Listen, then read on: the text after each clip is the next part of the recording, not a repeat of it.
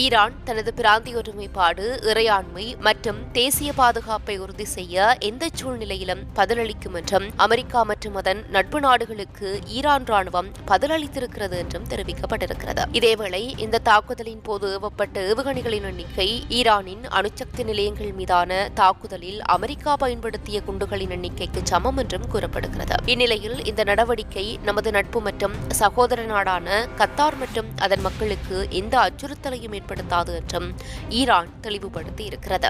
அமெரிக்க தளம் மீதான ஈரான் தாக்குதலுக்கு ஈரான் ஹாதர் ஏவுகணைகளை பயன்படுத்தப்பட்டிருக்கிறது. ஈரானால் ஹாதர் என்று அழைக்கப்படுகின்ற பாலிஸ்டிக் ஏவுகணை நடுத்தர இலக்குகளை குறிவைத்து தாக்க பயன்படுத்தப்படுகிறது. காதர் 110 என்ற ஏவுகணை அதற்கு சிறந்த உதாரணமாக கூறலாம். இந்த ஏவுகணைகள் சஹாப்-3 ஏவுகணையின் தொடர்ச்சி அல்லது அதன் வழித்தோன்றல் என்றும் கூறப்படுகிறது. ஈரானின் மற்ற ஏவுகணைகளுடன் ஒப்பிடும்போது அதிக அளவில் தந்திரமாக இது செயல்படக்கூடியது.